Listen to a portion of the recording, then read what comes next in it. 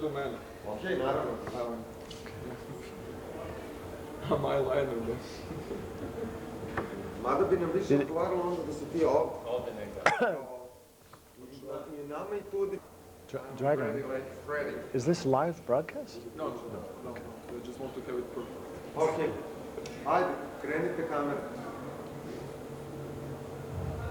Okay, now my first question would be, as an artist which has so many artworks produced, influenced, and unimaginable without a lot of use of new technologies.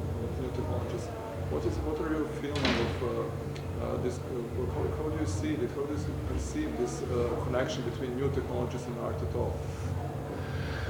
The question between the relation between new technologies and art.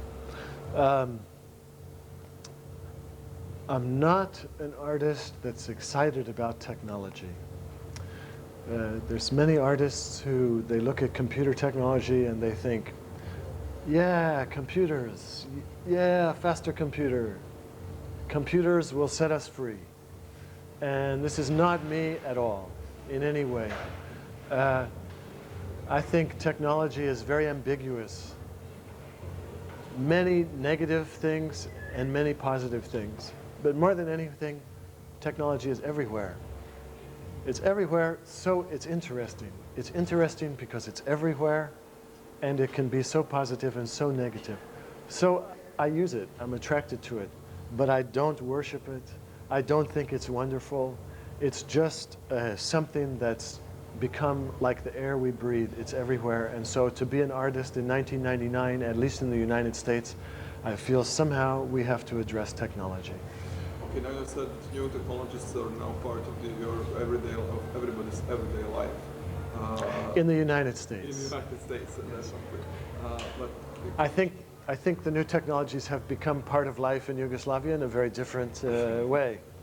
Yeah, definitely. But new technologies are also part of the way they are leading wars, and this brings us to the theme of this new piece that you're now doing, Yugoslavia Suite.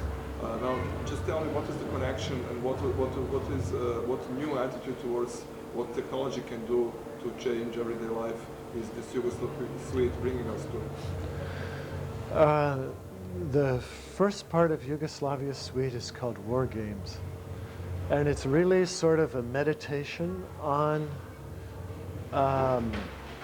technology as used in my art, as used in games that children play, and as used in wars that are fought today, specifically the war between the NATO and Yugoslavia. It's very striking to me that with the development of digital technology, the technology we use to play games, the technology we use to make art, and the technology that we use to make war is the same technology. And I think this is a new historical development. For example, the technology that we use to make violins, the technology that we use to make baseballs, and the technology that we used to make machine guns were completely different technologies.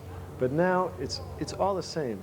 And because it's all the same, what we do when we wage war, make art, and play games is becoming very similar. And this is what really struck me when I was watching the war in Yugoslavia over American television, was that for Americans, because Americans are the ones who monopolize this technology, for Americans, the experience of fighting a war, playing a game, and playing computer music is becoming the same.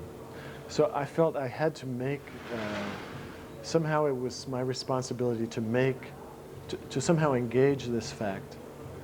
So I sort of programmed, I created a game. The piece that I play is more or less a computer game that I created. And I use images from the war in Yugoslavia.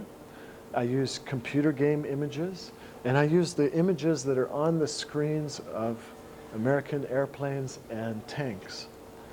And they all look the same. So it's not a piece that places blame on one person or another person.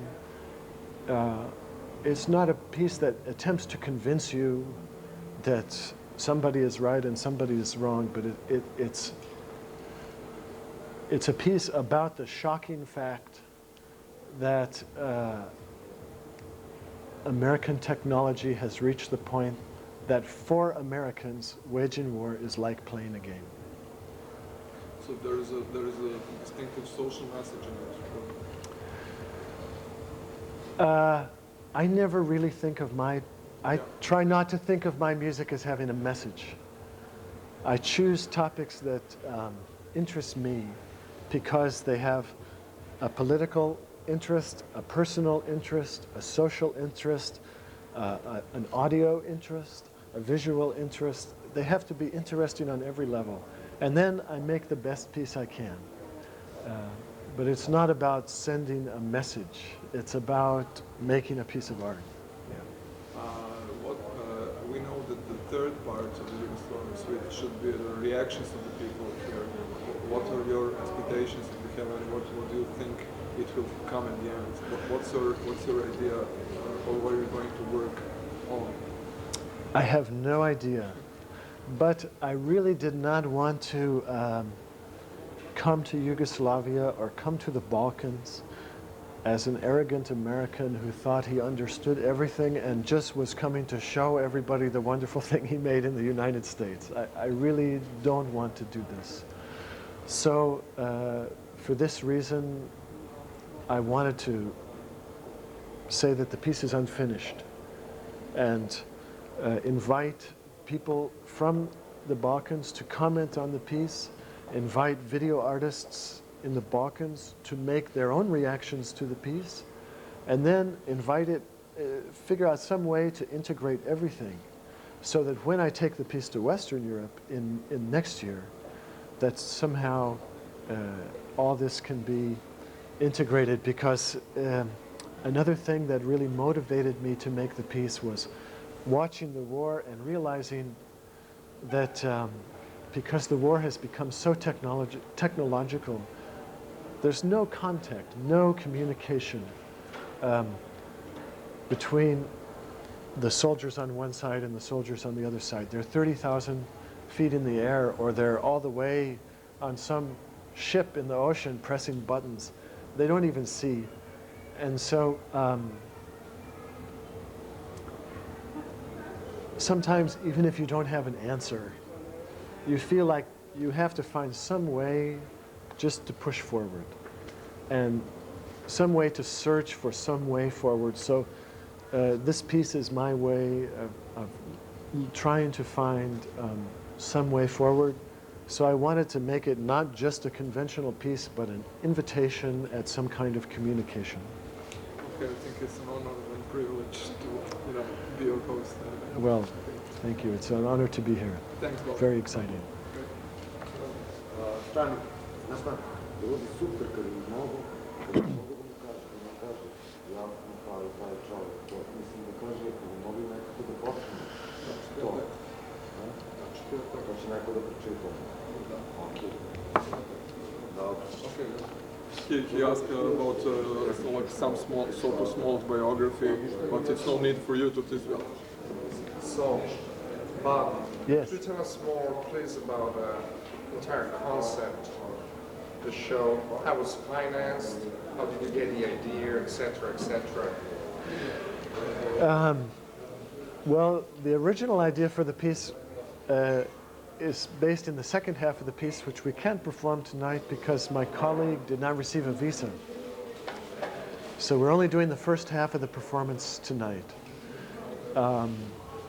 I can do the first half by myself, but the second half requires my colleague. The second half is called These Hands. And whereas the first half is about technological war, the second half is about old-fashioned war. And when we perform it, we light the stage so that Richard's hands are visible. The whole stage is black except for his hands. It's two disembodied hands in black space. And then we use images from the wars in Yugoslavia, but using the computers to manipulate the digital imagery, he can actually reach his hands into the images and put his hands inside of Franjo Tudjman's hands, or something like this. So I had this idea of making a piece about hands, and I wasn't sure why, and then the war happened, and I thought, well, if I make something that's not about this war, then I really, then what's the point? If I'm going to make a piece now, the piece has to be about this war. So that was when we really decided to do this. The funding is quite remarkable. The development of the piece, there's a lot of development because I actually wrote the software for a computer game. I more or less created a computer game. And it was paid for by Mr. Rockefeller. Oh my God. There's a performance space in Connecticut, Real Artways in Hartford, Connecticut, and they commissioned the piece, and they secured funding from the Rockefeller Foundation. So we're here courtesy of Mr. Rockefeller, and I think somehow also Mr. Soros. So. Yeah, Soros was involved a lot. He was giving a lot of money to Yeah. the last few years. So this is really a piece of high finance. The Wall Street. This Wall Street comes to Budapest, or to Belgrade, unbelievably. Wall Street in Yugoslavia, Yes. via me. Incredible, huh? So, how do you make a decision? I think it's a pretty bold action to come to Yugoslavia 3 months after the bombing and the entire chaos. What are your feelings about that? It's very frightening, actually. It's frightening as an artist, more, not so frightening as a person, but it's a big risk. To me, it's a big risk because in some of the pieces, I use images from Yugoslavia. I think I have a very different relationship to these images that I've seen on TV that I haven't seen firsthand. Obviously, watching the war on American television is very different from experiencing the war in Yugoslavia. So on so many levels, for me, it's a huge risk. But I think if I'm going to make a piece about this and I'm not going to try to do it here, then what am I doing? So you have to take a risk. And sometimes if you're going to be honest with art, then you have to take a risk. And you just have to trust that if you work with all the integrity you have and all the honesty you have, and you do the best job you can, that somehow things will be okay. How were you treated as an American in Belgrade? The last 24 hours or more? There aren't too many Americans left. No. A couple of them created a family in Belgrade. That's a funny thing. Since I've come to Belgrade, I've been hosted by B92, by FreeB92, and it's been wonderful. I've had a fantastic time. Before getting to Belgrade, it was a little more difficult. Yeah. Can you imagine? Can you tell us more about your schedule for next, from the beginning till the end? When we came to Europe, we went directly to Ljubljana. We performed in Ljubljana, Koper, and Maribor. Then to Budapest. Tonight in Belgrade, tomorrow in Novi Sad. Then we go to Vienna, Novi Zamki, Brno, Graz, Linz, and Lucerne, and then home. Almost a concert every night. Okay. So, that's about it. Thanks. Okay. Yeah.